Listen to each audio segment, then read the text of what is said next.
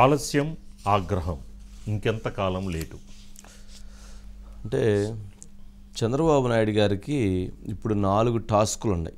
అంటే తెలుగుదేశం పార్టీ సీట్లు ఆలస్యం అవుతుందని ప్రకటించడం అనేటువంటి విషయంలో కావచ్చు, లేక 120 స్పీడ్తో వెళ్ళినటువంటి బండి 90 స్పీడ్కి వచ్చేసింది అనేటువంటి అభిప్రాయాలు కావచ్చు. అంటే ఆ పదం చాలామందికి అర్థమై ఉంటుంది. 120 స్పీడ్తో వెళ్తున్నటువంటి బండి ఇంకా వేగంగా ముందుకెళ్లాల్సింది 130, 140 వరకు. అలాంటిది ఈ కన్ఫ్యూజన్తో లేట్ అవటంతో బండి 90కి వచ్చింది అనేటువంటి అభిప్రాయం. ఇట్లాంటివి ఉన్నాయి. కారణం దీనికి చాలా ఉన్నాయి. అసలు ముందు ఇప్పుడు చంద్రబాబు నాయుడు గారి ముందు 4 టాస్కులు ఉన్నాయి. 4 టాస్కులు ఏంటంటే జనసేన పార్టీకి ఎమ్మెల్యే ఎంపీ స్థానాలని ఫైనల్ చేసి వాళ్ళకి క్లియర్గా ఇచ్చేయటం. 2 భారతీయ జనతా పార్టీకి సంఖ్య తేల్చి వారికి ఎంపీ అసెంబ్లీ స్థానాలని ఇచ్చివేయటం. నెంబర్ 3 అసలు వైసీపీ పార్టీ నుంచి తీసుకున్నటువంటి ఎవరైతే నేతలు ఉన్నారో వాళ్ళకి అక్కడ తెలుగుదేశం పార్టీ క్యాడర్ను ఒప్పించి అక్కడ స్థానాలని కేటాయించడం. ఇక నెంబర్ 4 చాలా నియోజకవర్గాల్లో తెలుగుదేశం పార్టీలో ఎక్కువ మంది ఆశావహులు ఉన్నారు. వారందరూ కూడా మాకంటే మాకు అంటూ వాళ్ళందరూ కూడా చాలా గట్టి ప్రయత్నాలను చేస్తున్నారు. అందులో చంద్రబాబు నాయుడు గారికి ఎవరైతే గెలిచేటువంటి వాళ్ళకి ఇవ్వాలనుకుంటున్నారో, సామాజిక సమీకరణాల ప్రకారం ఇవ్వాలనుకుంటున్నారో వాళ్ళకి స్థానాన్ని కేటాయించి మిగిలినటువంటి వాళ్ళకి నచ్చజెప్పేటువంటి ప్రయత్నం చేయటం. ఇప్పుడు వారి ముందు ఆ 4 టాస్కులు వారి ముందు ఇప్పుడు ఇలా ఉన్నాయి. అందులో అన్నీ చేస్తున్నట్టుగానే ఉంటున్నారు కానీ ఏది ఫలప్రదం కావట్లేదు. అన్నీ అయిపోయింది అన్నట్లుగానే ఉంటుంది కానీ అయిపోవట్లేదు. కొన్ని అయిపోతున్నాయి కానీ పూర్తి కావట్లేదు. స్వల్పంగా జరుగుతున్నాయి, పూర్తిగా జరగట్లేదు. ఇలాంటివి ప్రస్తుతం చంద్రబాబు నాయుడు గారి ముందు ఆయన ఎదుర్కొంటున్నటువంటి 4 సవాళ్ళు ఇవి. జనసేన సీట్ల సర్దుబాటు, బీజేపీ సీట్ల సర్దుబాటు, వైసీపీ నుంచి వచ్చినటువంటి వాళ్ళ సీట్ల సర్దుబాటు, తెలుగుదేశం పార్టీ నేతలకి ఉన్నటువంటి నేతల సీట్ల సర్దుబాటు. ఇది వారి ముందు ఉన్నటువంటిది. సరే, దీనికి సంబంధించి అనేక ప్రణాళికలు, అనేక వ్యూహాలు, అనేక సర్వేలు ఇవన్నీ జరుగుతున్నాయి. కానీ ప్రస్తుతం భారతీయ జనతా పార్టీ ఎవరైతే అమిత్ షా గారితో మీటింగ్ జరిగిన తర్వాత మేము కూడా కలిసి వస్తాము, కలిసి వెళదామని చెప్పినటువంటి నేపథ్యంలో ఇప్పుడు అక్కడ వెయిటింగ్లో ఉన్నారు వాళ్ళు. బీజేపీ నుంచి గ్రీన్ సిగ్నల్ వస్తే సీట్లు అనౌన్స్మెంట్ చేయడానికి సిద్ధంగా ఉన్నారు. సరే, కొన్ని స్థానాల విషయంలో ఏదైనా కన్ఫ్యూజన్ ఉన్నా కానీ దాదాపు 150 సీట్స్ని టీడీపీ, జనసేన, బీజేపీ ఫస్ట్ లిస్ట్గా ప్రకటించడానికి కూడా వాళ్ళు సిద్ధంగా ఉన్నారు. సరే, మిగిలినటువంటి 25 ఏమైనా ఉంటే కొంత క్లమ్జీనెస్ తర్వాత వాటిని అనౌన్స్ చేసేటువంటి పరిస్థితి ఉంది. మరి ఇటువంటి ఇది ఆయన ముందున్నటువంటి టాస్క్స్. సరే, దీనికి సంబంధించి మురళీని అనిల్ ఉన్నారు సార్. అనిల్ సార్, ఏంటి ఓవరాల్గా అంటే దాదాపు అంటే ఆలస్యం అమృతం విషం. ఆలస్యం అవుతున్న మాట వాస్తవమే. ఇటువైపు సిద్ధం సభల ద్వారా లేదా సీట్లు ప్రకటన ద్వారా కొంత వేగంగా వెళుతున్నటువంటి జగన్మోహన్ రెడ్డి గారు. సరే, ఇక్కడ మొత్తానికి శంకారావంతో కొంత ఉత్తరాంధ్రలో లోకేష్ గారు అలజడి సృష్టించారు. అంటే పార్టీ సౌండ్ చేయగలిగారు. కానీ ఇక్కడ మిగిలినటువంటి ప్రాంతం ఇప్పుడు పవన్ కళ్యాణ్ గారు ఈ 2 రోజులు వెళ్ళారు కాబట్టి మళ్ళీ అక్కడ సౌండ్ వచ్చింది. కాకపోతే సీట్లు ప్రకటన చేయకపోవడంతో అభ్యర్థులలో వెయిటింగ్. అంటే ఇంకా ఎప్పుడు దాదాపు కొంత క్లారిటీ ఉన్నా కానీ లిస్టు ఫైనల్ అయిన తర్వాత చేసేటువంటి పని వేరుండిద్ది. లిస్టు ఫైనల్ కాకుండా ఆ స్పీడ్ రాదు. మీకే సీటు అని చెప్పినా కానీ, అతనికే సీటు అని తెలిసినా కానీ ప్రకటన రాకుండా ఆ వేగంగా కార్యాచరణ చేపట్టలేరు. అయితే దానికి ప్రకటన వస్తే ఇంకా అది ఆ యుద్ధ బరిలో దిగి ప్రయాణం చేస్తూ ఉంటారు. సరే, అలాగా కొంత చర్చ జరుగుతూ ఉంది. సరే, ఇప్పుడు మనం వైసీపీ నుంచి తీసుకున్నటువంటి లిస్టు నూజివీడు పార్థసారథి గారికి ఇచ్చారు, నెల్లూరు రూరల్ కోటమిరెడ్డి శ్రీధర్రెడ్డి గారికి ఇచ్చారు. సరే, వాళ్ళు ముందు వచ్చి ఉన్నారు. వెంకటగిరి లేదా ఆత్మకూరు ఆనంద్ రామనారెడ్డి గారిది చెప్తున్నారు. సత్యవేడు ఆదిమూలము పేరు ఆల్మోస్ట్ ఇది ఉంది. సరే, మైలవర్మ లేక పెనంలూరా లేక ఇంకెక్కడైనా వసంత కృష్ణ వసంత కృష్ణ గారి పేరు ఫైనల్ అయి ఉంది. నర్సాపేట లోక్సభ స్థానం నుంచి లావు కృష్ణదేవరాయలు, మచిలీపట్నం లోక్సభ స్థానం నుంచి జనసేన పార్టీ వైపు నుంచి బాలశౌరి గారి పేరు, నర్సాపేట నుంచి జంగా కృష్ణమూర్తి గారి పేరు, మరి అట్లాగే విశాఖ నుంచి జనసేన పార్టీ వైపుకి వంశీకృష్ణ యాదవ్, అట్లాగే గుమ్మనూరు నుంచి జయరాం లేదా గుమ్మనూరు జయరాం లేదా జయరాం కుమారుడు, అంటే ఉమ్మడి అనంతపురం ఎక్కడి నుంచి అయినా కానీ అతను కేటాయించేటువంటి పరిస్థితి. ఉండవల్లి శ్రీదేవి ఆమెకి అకామిడేట్ చేయాలన్నారు. ఇట్లా చాలా సీట్లు విషయంలో వైసీపీ నుంచి వచ్చినటువంటి వాళ్ళది ప్రస్తుతం ఇప్పుడు టాస్క్ నడుస్తూ ఉంది. మరి వాళ్ళందరికీ అకామిడేట్ జరగదు, వచ్చినట్టు అందరికి కాబట్టి సరే కొంతమందికి చెప్పి వాళ్ళని ఇది చేయాలి. మరి టీడీపీలో మరి ఇప్పుడు దాదాపు ఈ 10 స్థానాలు పోతున్నాయి. మళ్ళీ జనసేన పొత్తులో కొన్ని సీట్లు పోతాయి. జనసేన పార్టీకి సరే అక్కడ తెలుగుదేశం పార్టీ జనసేన పార్టీకి ఇచ్చే కాడ మెజారిటీ ఇబ్బంది లేదు. ఎందుకంటే వాళ్ళు గెలవటం అవసరం, తెలుగుదేశం పార్టీ జనసేన అధికారంలో రావటం అవసరం అని చెప్పని చాలామంది అటువైపు నుంచి ఇటువైపు నుంచి కొంత త్యాగానికి సిద్ధమై ఉన్నారు. కాకపోతే వైసీపీ నుంచి వచ్చినటువంటి వాళ్ళని తీసుకునేటువంటి విషయంలోనే కొంత అది అన్హ్యాపీనెస్ ఉంది. మేము కష్టపడి ఉంటే ఇప్పుడు వాళ్ళని తీసుకొచ్చి ఇస్తున్నారంటే కొంత అన్హ్యాపీనెస్ ఉంది. సరే వాటన్నిటిని కూడా వాటిని అకామిడేట్ చేయాల్సిన అవసరం ఉంటుంది. సరే ఏంటి అనిల్ ఓవరాల్గా అంటే ఇంకా ఎప్పుడు ఢిల్లీది రేపు అంటున్నారు లేదా ఎల్లుండి అంటున్నారు, మరి 24 అమిత్ షా హైదరాబాద్ రాబోతూ ఉన్నారు, ఏంటి మరి ఎప్పుడు లోపు ఫైనల్ అయ్యేటువంటి అవకాశం ఉంది ఏంటి? టీడీపీ జనసేన నేతల్లో కన్ఫ్యూజ్ ఈ మాట చాలా ఎక్కువగా వినిపిస్తా ఉంది సార్. దీనికి ప్రధాన కారణం ఏంటంటే ఎన్నికల్లో సీటు వస్తుందా రాదా అనే అంశం కంటే అసలు ఏం జరుగుతుంది, రెండు పార్టీల అధినేతల మధ్యలో ఏముంది, అభ్యర్థుల విషయంలో సీట్ల సర్దుబాటు ఎంపిక పైన వాళ్ళ ఆలోచన ఏంటో అర్థం కాక అటు జన సైనికులు ఇటు తెలుగుదేశం పార్టీకి సంబంధించిన నేతలు ఇద్దరు కూడా తర్జన భర్జన కొంత కన్ఫ్యూజ్ గురవుతున్న పరిస్థితి. తెలుగుదేశం పార్టీ అధినేత చంద్రబాబు ముందు చాలా ఇంపార్టెంట్ టాస్కులు కనిపెడతా ఉన్నాయి. ఆయన గతం ఎన్నికలకి ఇప్పటికి కొంత ఎక్కువ ప్రెజర్ తీసుకోవాల్సిన పరిస్థితులు పరిణామాలు కూడా కనిపిస్తా ఉన్నాయి. ఎందుకంటే టీడీపీ జనసేన మొదటి కూటమిగా వెళ్ళాలి, దాదాపు ఆ కూటమి ఇక సీట్ల అనౌన్స్మెంట్ వరకు వెళ్ళిన తరుణంలో అనూహ్యంగా బీజేపీ పొత్తులోకి వస్తామంటూ కూడా ఆహ్వానం పంపి రాయబారం చర్చలు జరిగేయడంతో ఆ సీట్ల అనౌన్స్మెంట్ ఆగిపోయింది. ఇప్పుడు టీడీపీ జనసేన బీజేపీ ఈ 3 పార్టీలకు సీట్ల సర్దుబాటు చంద్రబాబు చేయాల్సిన అవసరం ఉంటే కొత్తగా వైసీపీ నుంచి వలస వస్తున్న నేతలకు సర్దుబాటు విషయంలో కూడా కొంత తలనొప్పి ఇబ్బందిగా పరిస్థితులు మారి దీనివల్ల ఇప్పటి వరకు 4 సంవత్సరాల 9 నెలల కాలంగా ఆయా నియోజకవర్గాల్లో పనిచేసిన చాలా మంది నేతలకు, అందులోనూ కొంతమంది సీనియర్ నేతలకు అవకాశాలు దక్కకుండా పోతా ఉన్నాయి. వాటికి వాళ్ళ స్థానాలకు ఎలాంటి న్యాయం చంద్రబాబు చేయబోతున్నారు, వాళ్ళకి ఎలాంటి ప్రాముఖ్యత ప్రభుత్వం వస్తే ఇస్తారు, వాళ్ళని ఎలా నచ్చ చెప్పబోతున్నారు అనేది ఒక అంశం. అయితే వాళ్ళలో ఉండే అసంతృప్తి, ఎందుకంటే తెలుగుదేశం పార్టీ శ్రేణులు ఇప్పటి వరకు అక్కడ ఉన్న వైసీపీ నేతలతో అక్కడ ఉన్న స్థానిక వైసీపీ నేతతో యుద్ధం చేశారు. వీళ్ళందరినీ ఎలా సర్ది చెప్పబోతున్నారు అనేది ఇంకొక రకమైన అంశం. ఏదైతే ఉందో జనసేనకు సీట్లు సర్దుబాటు, బీజేపీకి సర్దుబాటు, సొంత పార్టీ నేతలకు సర్దుబాటు, వలస వస్తున్న నేతలకు మళ్ళీ సర్దుబాటు, ఈ అంశాలలో చంద్రబాబు తలమునుకలు ఇవ్వడంతో కూడా కొంత ఏదైతే ఉందో పార్టీ ముఖ్య నాయకత్వానికి కూడా ఆయన దూరంగా ఉంటున్నారనే పరిస్థితి కనిపిస్తుంది. చాలా మంది అపాయింట్మెంట్ అడిగినా కూడా చంద్రబాబు ఇటీవల కాలంలో నిరాకరిస్తున్నారు, ఎవరిని కలవటం లేదు. చాలా తలపండిన పార్టీ సీనియర్ నేతలకు సైతం చంద్రబాబు గారి అనుమతి దర్శనం దొరకటం లేదనే పరిస్థితులు పరిణామాలు పెద్ద ఎత్తున పార్టీ సర్కిల్స్ లో అనిపిస్తుంది. దీని అంతటికీ ప్రధాన కారణం చంద్రబాబు ఇంత ప్రెజర్ తీసుకోవాల్సిన రావడానికి ప్రధాన కారణం ఏదైనా ఉందంటే బీజేపీతో సీట్ల సర్దుబాటు అంశం ఇంకా కొలిక్రాల పొత్తు అంశం పైన ఒక క్లారిటీ వచ్చింది. చంద్రబాబుని ఎవరైతే ఉన్నారో బీజేపీ నేతలు పిలిపించుకున్నారు, అగ్రనాయకత్వం సంప్రదింపులు జరిపారు. ఖచ్చితంగా వచ్చే ఎన్నికల్లో మనం కలిసి పనిచేస్తున్నాం, పోటీ చేయబోతున్నాం, మీ రాక ఎన్డీఏకి మరింత బలం చేకూరుతుంది, మీలాంటి పార్టీలు ఎన్డీఏలో అవసరం, మనం గతంలో కూడా సక్సెస్ అయ్యాం, ఈసారి సక్సెస్ అవుతాం అనే విషయాన్ని చెప్పి సర్దుబాటు అంశానికి కూడా క్లియర్ చేసి పంపించారు. కానీ సీట్ల విషయంలో అంటే పొత్తులో భాగంగా బీజేపీకి ఎన్ని ఇవ్వాలి, ఎక్కడివ్వాలి, ఎలా పోటీ చేయాలి అనే అంశాలపైన పెద్ద ఎత్తున అంతర్గత యుద్ధం నడుస్తా ఉంది సార్. ఎందుకంటే జనసేన టీడీపీ నేతల మధ్య దాదాపు అవగాహన కుదిరింది. ఏడాది ముందుగానే అంటే జనసేన టీడీపీ కలిసి పనిచేస్తాయన్న సందర్భాలు అనేకం ఉత్పన్నం అవడంతో కూడా కొంత సర్దుబాటు రెండు పార్టీల నాయకుల మధ్య ఒకవేళ త్యాగం చేయాల్సి వస్తే జనసేన నుంచి అయినా టీడీపీ నుంచి అయినా దాదాపు నిర్ణయానికి వచ్చారు. కేవలం 1, 2, 3 మహా అయితే 3, 4 సీట్ల విషయంలోనే రెండు పార్టీల మధ్య కొంత తర్జన భర్జనలు ఉన్నాయి. కానీ బీజేపీ సీట్ల విషయానికి వచ్చేసరికి దాదాపు కన్ఫామ్ ఇక మనం పోటీ చేస్తాం అనుకున్న సీట్లను కూడా తిరిగి మళ్ళీ బీజేపీకి ఇవ్వాల్సిన పరిస్థితి. ఖచ్చితంగా బీజేపీ గతంలో గెలిచి ప్రాతినిధ్యం ఇచ్చిన స్థానాలు తిరిగి కోరే అవకాశం ఉంది.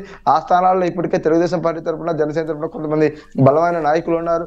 ఈ నేపథ్యంలో వాళ్ళకి ఎలా సర్ది చెప్పాలి, ఈ అంశాలు మొత్తం ఒక ఎత్తు అయితే, వలస వస్తున్న నేతలు మొదట వైసీపీ నుంచి తెలుగుదేశంలోకి వచ్చింది నెల్లూరు ఎమ్మెల్యే కోటమిరెడ్డి గారు, ఉండవల్లి శ్రీదేవి, తర్వాత మేకపాటి చంద్రశేఖర్ రెడ్డి, ఆనం గారు రావటం జరిగింది. వీరిలో మేకపాటి ఉదయగిరి ఎమ్మెల్యే మేకపాటి చంద్రశేఖర్ రెడ్డి పూర్తిగా ఎన్నికలకు దూరంగా ఉన్నాడు. వచ్చే ఎన్నికల్లో పోటీ చేయడానికి కూడా ఆయన పెద్ద ఆసక్తి చూపట్ల. ఇక మిగిలిన ముగ్గురు కూడా మాకు ఒక అవకాశం ఇవ్వాలని కోరుతున్నారు. కానీ వీరులు ఆనం రామనారాయణ రెడ్డికి ఆత్మకూర, వెంకటగిరి ఈ రెండింటిలో ఒక చోట అయితే కన్ఫర్మేషన్ అయితే రాబోతా ఉంది. ఆయన సీటు విషయంలో ఎలాంటి డోకా లేదు.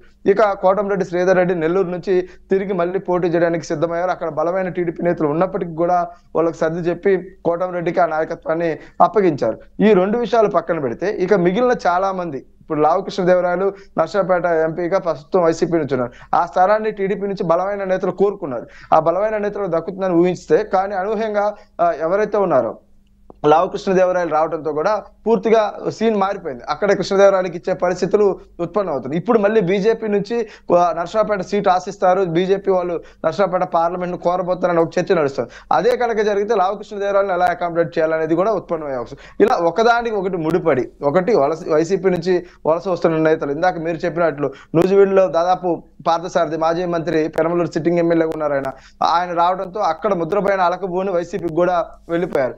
మైలవరంలో దేవినేని ఉమా వసంత కృష్ణ ప్రసాద్ అన్న విధంగా యుద్ధం జరిగింది. ఇప్పుడు వసంత కృష్ణ ప్రసాద్ వైసీపీ టికెట్ నిరాకరించింది. ఆయన దాదాపు టీడీపీలో చేరడం లాంఛనంగానే కనిపిస్తా ఉంది. ఆయన ఎలా అకామిడేట్ చేస్తారు?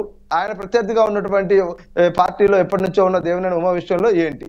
ఇలాంటి తర్జన భర్జనలు అనేకం జరుగుతా ఉన్నాయి. ఇక రాయలసీమలో కూడా ఈ పరిస్థితి అదే స్థాయిలో కనపడే అవకాశాలు కనిపిస్తా ఉన్నాయి. ఎందుకంటే రాయలసీమలో కూడా బీజేపీ కొన్ని బలమైన స్థానాలే కోరటానికి దాదాపు ఒక నిర్ణయానికి వచ్చినట్టు తెలుస్తుంది. ఈ నేపథ్యంలో అక్కడ ఏం చేయబోతున్నారు, ఎలా వాళ్ళని ఇప్పుడున్న నేతలు సర్దుబాటు చేస్తారనేది ప్రధాన టాస్క్. వాస్తవానికి కొంత పిలిపించి మాట్లాడే ప్రయత్నాలు కొన్ని జరుగుతూ ఉన్నప్పటికీ అవి పూర్తి స్థాయిలో ఊపందుకోలేదు. ఎందుకంటే పార్టీ పెద్దల నుంచి మాకు పిలుపు రాలేదు, మమ్మల్ని ఇంకా మాట్లాడలేదన్న పరిస్థితి, ఆ భావన చాలా మంది నేతల్లో కనిపిస్తా ఉంది. ఎందుకంటే టికెట్ వచ్చిందా రాలేదనేది పక్కన పెడితే గౌరవం కూడా కొంత కోరుకుంటూ ఉంటారు చాలా మంది నేతలు. ఆ గౌరవ మర్యాదలను కూడా ఇక్కడ ఆశిస్తున్న పరిస్థితి ఉంది. అయితే వారందరికీ సర్దుబాటు చేసే అంశంలో ఢిల్లీ నుంచి గ్రీన్ సిగ్నల్, బీజేపీకి ఎన్ని సీట్లు ఇవ్వాలో అనేది తేలిపోతే మిగిలిన మొత్తం అంశం సట్రైట్ అవుతుంది అనేది టీడీపీ పెద్దల ఆలోచనగా కనిపిస్తా ఉంది. ఆ ఢిల్లీ సెంట్రిక్ గా ఎన్డీఏ కూటమిలోకి అధికారికంగా ఎప్పుడు వెళ్తారు? ఎందుకంటే ఇప్పటి వరకు అమిత్ షాని 2 సార్లు చంద్రబాబు అధికారికంగా కలిశారు సార్. కలిసిన ఏసారి కూడా ఒక ఫోటో బయటికి రాలేదంటేనే అది అనధికారిక భేటీగానే మనం పరిగణించాలి. అయితే అధికారికంగా ఏదైతే ఎన్డీఏలో చేరడం ఖాయం అయిపోయిన తర్వాత, ఇందాక మీరు చెప్పినట్లు 1-2 రోజుల్లో పిలుపు రాబోతా ఉంది. ఢిల్లీ వెళ్ళడానికి కూడా అటు పవన్ కళ్యాణ్, ఇటు చంద్రబాబు సిద్ధంగా ఉన్నారనేది చర్చ జరుగుతున్న తరుణంలో ఇది ఎప్పుడు పూర్తవుతుందా అని ఆసక్తిగా అందరు నేతలు ఎదురు చూస్తున్నారు. మీకు ఒక విషయాన్ని చెప్తాను సార్. ఇంటి ముందు పెరట్లో కష్టపడి మామిడి చెట్టుని వేశారు, దాన్ని పెంచారు, దాని ఫలాలు కూడా వచ్చినాయి. తిందామనుకుంటే కొయ్యాలా వద్దా అన్న పరిస్థితి కనిపిస్తా ఉంది యజమానిగా ఉన్న వ్యక్తికి కూడా ఆయా నియోజకవర్గాలు. ఎందుకంటే కోస్తే ఏమైద్దో, తినొచ్చా, మనం తినగలుగుతామో తినలేమో అనే ఒక సస్పెన్స్, ఆ కన్ఫ్యూజ్ అనేది చాలా నియోజకవర్గాల్లో నెలకొంది. దీని మొత్తాన్ని పోగొట్టాలంటే చంద్రబాబు ఖచ్చితంగా ఆయన ఒక నిర్ణయం చేసి నేతలందరితో మాట్లాడాలి, సంప్రదింపులు జరిపి ఈ సీట్ల సర్దుబాటుకు సంబంధించి ఫైనల్ చేసి నిర్ణయాన్ని ప్రకటిస్తే తప్ప ఇది క్లియర్ అయ్యే అవకాశం అయితే కనిపించడం లేదు. పూర్తిగా ఒక కన్ఫ్యూజ్ వాతావరణం. ఎందుకంటున్నానంటే జనసేన అధినేత పవన్ కళ్యాణ్ ఇటీవల కొన్ని మీటింగ్లు పట్టుకుని నేతల వద్దకు వెళ్తా ఉన్నారు, ప్రజలకు వెళ్తా ఉన్నారు. ఆ నేతల వద్దకు వెళ్ళినప్పుడు అక్కడ ఉన్న స్థానిక పరిస్థితులపైన ఆయన మాట్లాడుతున్నప్పుడు కొన్ని అంశాలు, రాజకీయపరమైన ఇంటర్నల్ అంశాలు తెర మీదకి వస్తూ ఈ పోటీకి సంబంధించిన విషయాలు వచ్చినప్పుడు మీకు అవకాశం దొరుకుతుంది, వేరే రూపంలో ఇంకోలాగా చేద్దామని ఏదో చెప్తాను. కానీ బయటకు వచ్చేసరికి అవి ఆయా నేతలు వారికి అనుకూలంగా చెప్పుకునే ప్రయత్నాలు కావచ్చు, ఇంకోటి జరగడం వల్ల అక్కడ ఆల్రెడీ ఉన్న తెలుగుదేశం పార్టీ నేతలు ఇంకొకళ్ళు ఇబ్బందులు గురయ్యే పరిస్థితి. అంటే ఈ మొత్తం కన్ఫ్యూజ్ ఏమవుతుందంటే క్యాడర్ ని స్ప్లిట్ చేస్తుంది, కొంత డిసప్పాయింట్ చేస్తా ఉంది, వాళ్ళలో అనాసక్తి, నిరాశ కలుగుతా ఉంది. వీటన్నిటికీ కారణం అధినేతల నిర్ణయాలు. వాస్తవానికి బీజేపీ అనే ఒక అంశం కనుక లేకపోతే టీడీపీ జనసేన సీట్ల సర్దుబాటు ఫైనలైజ్ అయిపోయి ఈ పార్టీకి ఎన్నికల ప్రచారంలో ఇందాక మనం ఏదైతే అధికార వైసీపీ దూకుడుగా వెళ్తుంది అనుకుంటున్నామో అంతకంటే మెరుగ్గా వెళ్లే పరిస్థితి ఉండేది. కేవలం బీజేపీ రావడం, బీజేపీ జాతీయ స్థాయిలో ఎన్డీఏ కూటమి ఎస్టాబ్లిష్మెంట్ చూస్తున్న ఉన్న నేపథ్యంలో ఇక్కడ అంశాలు కూడా పూర్తిగా మరుగున పడ్డాయి. కొంత ముందుకు రావాల్సిన పరిస్థితి ఉన్నప్పటికీ కూడా బీజేపీ నాయకత్వం నుంచి సరైన విషయం ఏదైతే ఉందో ఈ సీట్ల సర్దుబాటులో ఒక నిర్ణయం జరిగి ఆ దశకు చర్చలు వెళ్ళిపోయి ఒక నిర్ణయం ఫైనలైజ్ అయితే కనుక ఈ మొత్తం కూడా వేగంగా ఏపీలో కూడా పరిణామాలు మారిపోయే అవకాశాలు ఉన్నాయి. అయితే అది మారటానికి బీజేపీ అగ్రనాయకత్వం నుంచి పిలుపు రావాలి. అధికారికంగా ఎన్డీఏ మీటింగ్ జరిగే సమయంలో ఎన్డీఏలో వీళ్ళు చేరాలి. పవన్ కళ్యాణ్ ఆల్రెడీ ఎన్డీఏలో ఉన్నారు కాబట్టి చంద్రబాబు యాడ్ అవ్వాలి. యాడ్ అయిన తర్వాత ఈ సీట్ల సర్దుబాటు అంశం పైన ఒక ప్రకటన వస్తుంది. అప్పుడు మాత్రం ఇవన్నీ ఒక కొలిక్కి వచ్చే అవకాశం కనిపిస్తా ఉంది. చాలా నియోజకవర్గాలు ఇందాక 11 పేర్ల వరకు మనం వైసీపీ నుంచి వచ్చిన నేతల పేర్లు చెప్పుకున్నాం సార్. దాదాపు ఇంకా అనేక మంది ఇప్పుడు ఈ రోజు వేమిరెడ్డి ప్రభాకర్ రెడ్డి వైసీపీకి రాజీనామా చేశారు. ఆయన టీడీపీ తరపున నెల్లూరు ఎంపీగా పోటీ చెబుతున్నారని ఒక చర్చ ఉంది. ఒంగోలు నుంచి మాగుంట్ల శ్రీనివాస్ రెడ్డి ఇప్పుడు సిట్టింగ్ ఎంపీగా ఉన్నారు.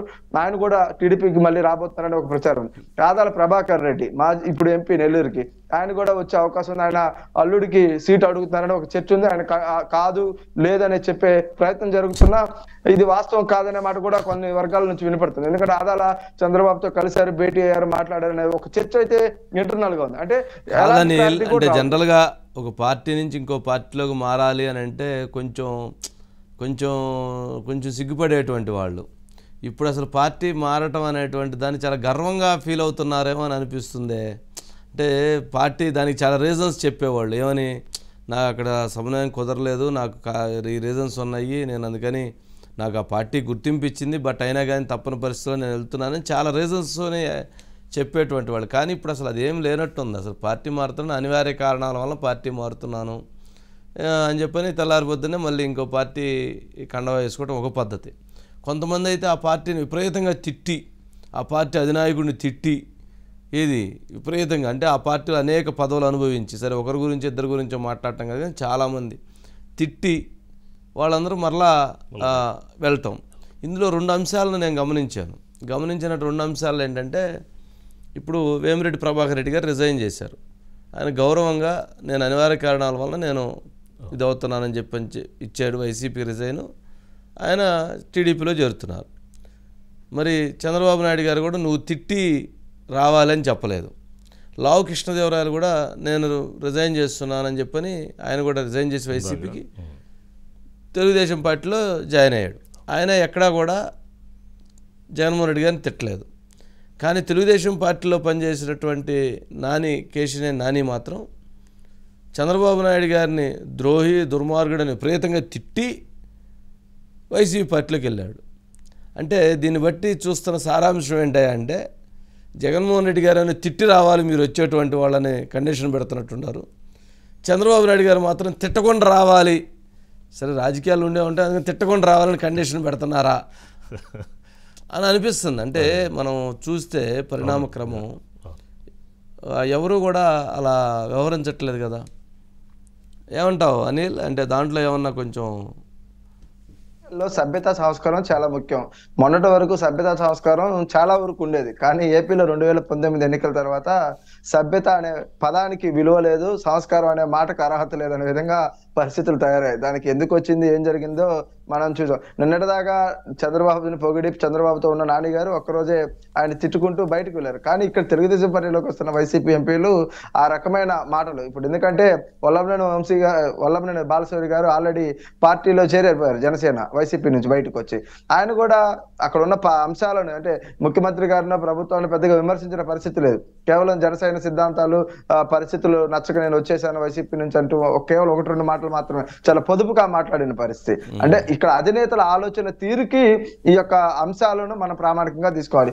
ఒకరేమో తిడితే గౌరవపడతారు, గౌరవిస్తారు, ఇంకొకరేమో తిడితే మందలిస్తారు, అరుస్తారు, కేకలేస్తారు. ఈ 2 అంశాల కారణంగానే ఈ నేతల యాటిట్యూడ్ కూడా, ఎందుకంటే ఇదే కండిషన్ కూడా యువతల నేతలు కూడా మీరు తిట్టి రావాల్సిందే, చాలా మాటలు అనాల్సిందే, చాలా విమర్శలు చేయాల్సిందే అంటే ఖచ్చితంగా తిడతారు. ఎందుకంటే రాజకీయ అవసరాల కోసం ఎంత దూరమైనా రావడానికి, ఏ పని ఏం చేయడానికి నాయకులు అనేవాళ్ళు చాలా సిద్ధంగా ఉంటారు. ఎందుకంటే అలా ఉంటేనే రాజకీయ మనుగడ వాళ్ళకి సాధ్యం అవుతుంది అనేది వాళ్ళకి అది అందరికీ తెలిసిన మాట. ఇవాళ ఎప్పుడో మనం పూర్వ రోజుల్లో ఉన్నాం సార్, ట్రైన్ యాక్సిడెంట్ అయితే ఆ మంత్రి పదవికి ఆ నాయకుడు రాజీనామా చేశారని, లేదంటే ఎక్కడో ఒక అవినీతి ఆరోపణ వస్తే మంత్రి పదవికి ముఖ్యమంత్రి పదవిలో ఇవాళ ఆ పరిస్థితులు ఉన్నాయా సార్?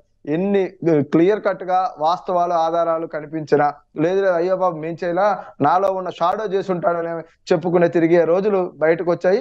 ఇంకొక అంశం ఏంటి అంటే, ఇక్కడ ప్రధానంగా ఇందాక మీరు అన్న రాజకీయాలలో ఎంతోసేపటి లేదు. సింపుల్ వర్డ్ సార్, అక్కడ పరిస్థితులు మాకు నచ్చలా, గౌరవం లేదు. ఈ 2 మాటలు చెప్పి ఈ రోజు రాజకీయాల్లో నిన్నటిదాకా ఉన్న పార్టీని వదిలేసి కొత్త పార్టీలో చేరిపోవడానికి ఈ 2 మాటలు సాకుగా చూపి వచ్చే పరిస్థితులు పర్టికులర్ గా ఏపీ రాజకీయాల్లో అయితే ఎక్కువగా కనిపిస్తా ఉన్నాయి. 2014 నుంచి రాజకీయ ముఖ చిత్రం కొంత మారుతూ వచ్చింది. 19కి పీక్ వెళ్ళింది. 24లో ఏమవుతుందో చూడాలి. ఎందుకంటున్నానంటే దాదాపు ఒక 14-15 మంది పదవులు అనిపించినటువంటి నేతలు వైసీపీని వేయడానికి సిద్ధమై ఉన్నారు.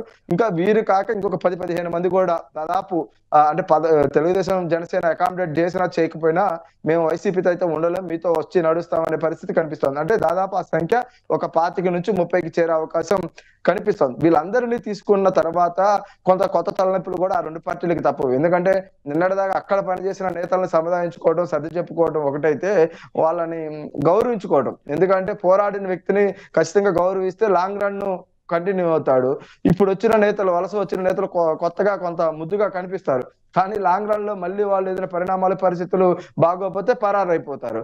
అప్పుడు మళ్ళీ మొదటికి వచ్చి ఇక్కడ ఎవరైతే కష్టపడుతూ ఇన్నాళ్ళు పనిచేస్తారో వాళ్ళనే మీరే మోయాలి, మీరే చూడాలి, మీరే ఉండాలంటూ కూడా చెప్పే పరిస్థితులు ఉంటాయి. ఈ నేపథ్యంలోనే ఎలా వీళ్ళు సర్దుబాటు చేసుకుంటారనేది మనం చూడాల్సిన పరిస్థితులు కూడా కనిపిస్తా ఉన్నాయి. ఖచ్చితంగా ఒక కన్ఫ్యూజ్ వాతావరణం అయితే జనసేన, టీడీపీ నేతల్లో చాలా తీవ్రంగా ఉంది. ఎందుకంటే అధికార పార్టీ ఏమో సిద్ధం సభలతో ముందుకెళ్తా ఉంది. అభ్యర్థులు దాదాపు ఖరారు చేసుకున్నారు. చాలా వరకు వాళ్ళు నియోజకవర్గాల్లో తిరుగుతా ఉన్నారు. ఇక్కడ తిరిగితే ఏమైద్దో, తిరగకపోతే ఏమైద్దో తెలియక అంతర్మతంలో చాలా మంది నేతలు ఉన్నారు. ఎందుకంటే చెవిలో చెప్పామంటున్నారు. అదేమంటే తెలుగుదేశం పార్టీ నేతలు కొంతమంది ఈ మధ్య ఆ చెవిలో చెప్పింది నలుగురికి వినపడితే, నలుగురు నాయకత్వానికి జై కొడితేనే ఆ నాయకుడు ముందుకెళ్ళగలుగుతాడు. చెవిలో చెప్పినంత మాత్రాన ఆ నాయకుడు జనంలోకి వెళ్ళి పనిచేసే పరిస్థితి ఉంటుందా? ఎందుకంటే పనిచేయలేకపోవడానికి చాలా ఆటంకాలు, అడ్డంకులు ఉన్నాయి. నీకెవరు చెప్పారు, మాకు చెప్పలేదని ఎవరైనా తిరగబడొచ్చు, లేదంటే నువ్వెవరు మా నాయకుడు అంటానికి ఇంకొకరు ప్రశ్నించవచ్చు. ఇట్లా రకరకాల అంశాలు ఉంటాయి. వాటన్నిటిని పోగొట్టాలంటే ఏదో ఒక రూపంలో ఒక క్లారిటీ, ఎంతో కొంత కొన్ని సీట్ల వరకైనా ప్రకటించి కొంత ముందుకు వెళితే క్యాడర్ లో ఉత్సాహం, కనీసం ఒక 150 సీట్లు ప్రకటించారులే ఇంకా మిగిలిన త్వరలోనే వస్తాయని ఆశాభావం ఉంటుంది. గంపగుత్తిగా ఒకేసారి చెబుదామని ఆలస్యం చేస్తే ఆలస్యం అమృతమే. కానీ అమృతం కూడా దాన్ని ఏమంటాం, వాడే క్రమంలో వాడితే బాగుంటది, లేదంటే వికటిస్తే అది కూడా విషం అవుతుంది. ఇప్పుడు కూడా ఆ పరిస్థితి పరిణామాలు. ఎందుకంటే జాగ్రత్తలు తీసుకుందామని ఆలోచన చేస్తే తిరుగుబాట్లు రాకుండా పూర్తిగా ఈ ఆలస్యంతో అధికార పార్టీ చేసుకోవాల్సిన పనులని ఒకటి సింపుల్ లాజిక్ సార్. ఇందాక కూడా ఎన్నికలు అంటే కేవలం అభ్యర్థి ప్రకటనే కాదు. అభ్యర్థి ప్రకటన తర్వాత ఆ అభ్యర్థి ఆయా నియోజకవర్గాల్లో తిరగటం కేవలం 30% మాత్రమే. 70% ఇతర పనులు ఉంటాయి. డబ్బులు సమకూర్చుకోవాలి, సర్దుబాటు చేసుకోవాలి, ఆయా గ్రామాల పరిధిలో ఉండే ముఖ్య నాయకత్వం ఎవరు, తర్వాత వలస వచ్చే నేతలు ఎవరు, నమ్మకస్తులుగా ఎవరిని పెట్టుకోవాలి, ఎన్నికల మేనేజ్మెంట్ కి ఏం చేయాలి, ఇట్లాంటి చాలా అంశాలు ముడిపడి ఉంటాయి. డోర్ టు డోర్ కి ఏదో ఇంటికి వెళ్ళి దండం పెట్టామంటే ఓటేసే పరిస్థితులు కాదు. పరిణామాలు మారిపోయినాయి. ఇవాళ ఒక గ్రామంలో ఒక నాయకుడికి అప్పచెప్పి వచ్చే రోజులు కూడా కాదు. అన్ని కూడా అభ్యర్థి చూసుకోవాలి. అభ్యర్థి అనుకుంటే ముఖ్యులు ఎవరైతే ఉంటారో 2-3 వాళ్ళు మొత్తం కీలక క్రియాశీలంగా పనిచేయాలి ప్రతి నియోజకవర్గంలో, ప్రతి పార్టీ తరఫున. ఇలాంటి పరిస్థితులు ఉన్న నేపథ్యంలో కొంత ముందు ప్రకటిస్తే, ఎందుకంటే ఇతర అంశాలను సరి చేసుకోవడానికి, సర్దుబాటు చేసుకోవడానికి కొంత అవకాశం ఉంటుందని ఆశపడతా ఉన్నారు 2 పార్టీలకు సంబంధించి. ఇక బీజేపీ విషయంలో కూడా, ఎందుకంటే ఆ పార్టీ నుంచి కూడా ఒకరిద్దరు ఎప్పటి నుంచో ఆశలు పెట్టుకుని ఉన్నారు పోటీకి. వాళ్ళ టెన్షన్ కూడా అదే, ఎప్పుడు ఇది పూర్తవుతుందా, ఎప్పుడు మా పేరు వస్తుందా అనేది వారిలో కూడా కనిపిస్తుంది. టోటల్ గా షుగర్లు పెరుగుతా ఉన్నాయి అందరికి. కన్ఫ్యూజ్ సార్, అంతే. 2 టెన్షన్ కన్ఫ్యూజ్ బీపీలు షుగర్లు అయితే పెరుగుతా ఉన్నాయి. ఖచ్చితంగా రైట్ అనిల్, రైట్. మురళి ఉన్నారు sir. Murali sir, good evening sir. Good evening Murali. ఇంకెంతకాలం అనేది పాట ఒకటి ఉంది.